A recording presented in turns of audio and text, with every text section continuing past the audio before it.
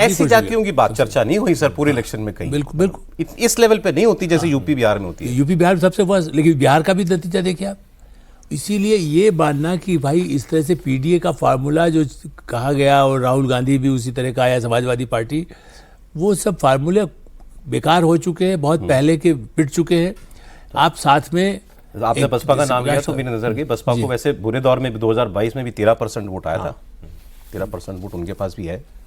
हाँ, लेकिन देखिए, लेकिन उनको दलितों का यदि जो लाभ उनको मिलता है, आप वेस्टर्न यूपी में भी उस हद तक उनको सफलता नहीं मिली सीटों के हिसाब से। आप देखेंगे कि भाई वो उनको इतना मिलेगा। तो मेरा ऐसा मानना है कि देखिए, निश्चित रूप से सबको जो साथ में उनका कैसे हो सकता है, उनके लिए स्कूल कहाँ हो रहा है, आयुष्मान भारत की योजना कहाँ लागू हो सकती है, लड़कियों के लिए क्या हो सकता है, वो जो योजना है एक समय में समाजवादी पार्टी ने कोशिश की थी, साइकिल देंगे, ये देंगे, उस लैपटॉप देंगे, कुछ हद तक उसका, लेकिन उसके बाद जिस ढंग से डिवाइड किया, खाली यादवों की पार्टी है कि मुस्लिमों के लिए करना है, माफिया। दूसरा सबसे अधिक मेरा जो आज भी मानना है कि इन लोगों से बात होती है परिवार में, आप ये देखिए कि सबसे बड़ी जो कानून व्यवस्था की स्थिति को लेकर के जो सबसे अधिक डिवीजन हुआ है कि भाई देखिए ये जो है माफिया उन सबको खत्म हो रहा है, वो सबसे नंबर 1 पॉइंट यदि यूपी में है। ये वो सज्जन ने भी मुझे कहा, यही जो समाजवादी पार्टी के नेता, उन्होंने कहा बीजेपी के पास एक ही मुद्दा है, वो है लॉ एंड ऑर्डर, और दूसरा उन्होंने थोड़ा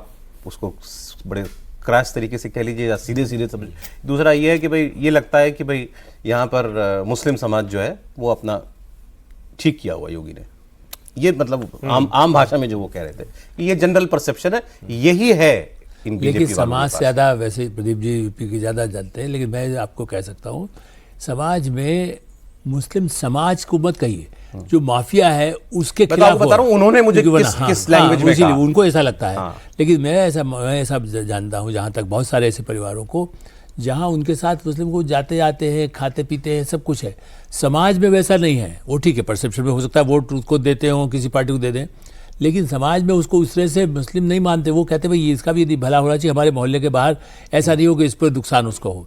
हाँ, माफिया को या अपराधी जो थे, जो भाई लड़की आज सुरक्षित है, मेरी बीवी नहीं आ सकती, रात को यदि निकल करके यूपी के शहरों में यदि जो जा सकती हों, चाहे वो प्रयाग हो, चाहे वाराणसी हो, चाहे लखनऊ हो, ये जो सबसे बड़ा मुद्दा बना, उससे एक जो कोशिश बोले कम से कम केंद्र सरकार की, और वहाँ पर भी कोशिश हुई कि ऐसा नहीं कि खाली जो मुस्लिम है उनको ठोक दिया गया, ऐसा तो नहीं किया गया ना।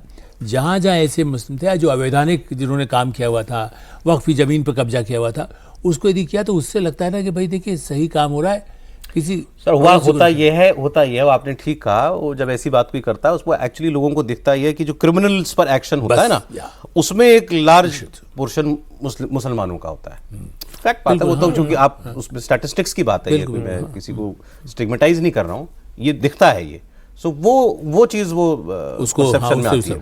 लेकिन जो समाजवादी पार्टी या कांग्रेस पार्टी जो चाहेगी, और जो बीजेपी बिल्कुल नहीं चाहेगी, 2000 वो वोट में दिखता है। 2022 के इलेक्शन में कांग्रेस और समाजवादी पार्टी का वोट 34% था, जोड़ करके दोनों का 34.5%, और यही जब 2024 में आ गया तो ये हो गया 43.5%।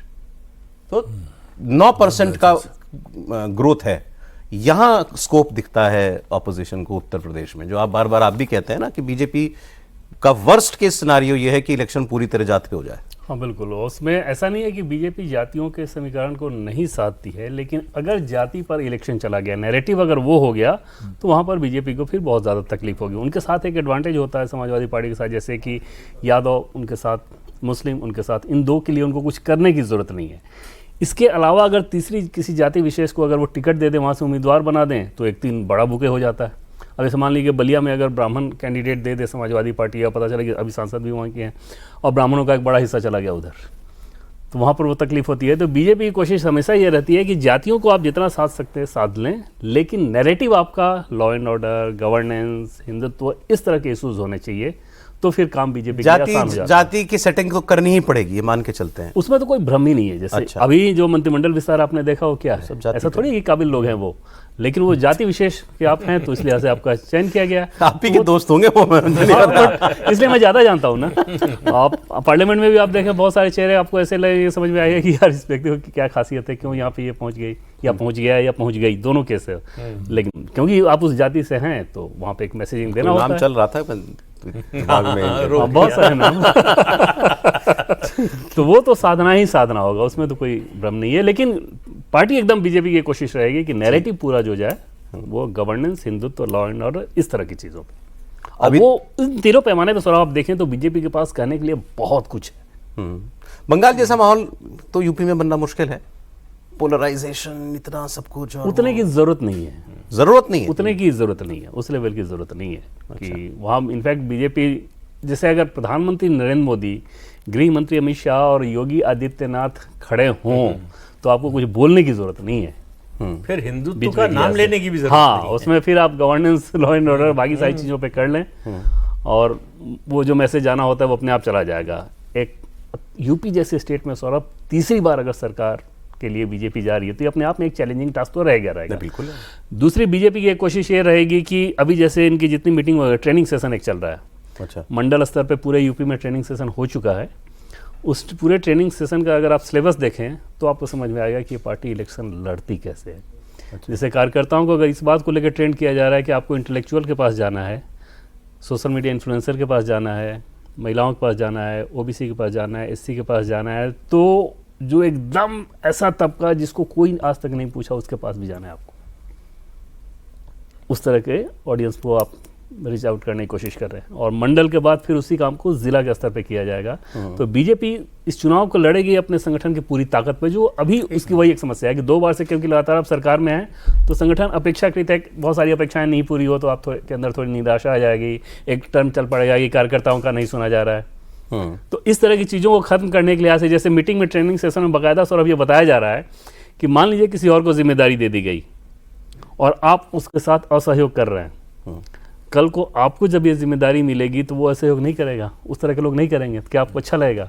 तो एक निराशा खत्म करने का जो तरीका होता है ना। दूसरी चीज़ की जो ट्रेनिंग दिया जा रहा है, ये नहीं कि घर से आइए ट्रेनिंग होकर चले जाइए, एक साथ एक जगह इकट्ठा कर दिया जा रहा है। अच्छा, तो जो भी आपके एक दूसरे को लेकर गिले शिकवे हो सकते हैं या एक दूसरे को लेकर कोई भ्रम हो या आपकी सोच में कहीं कोई गड़बड़ी हो तो उन सारी चीज़ों को ठीक कर लें पार्टी के हिसाब से। तो बहुत आप कहें कि कैलकुलेटिव वे में केमिस्ट्री भी कैसे ठीक रहे, इस पर पार्टी काम करती है।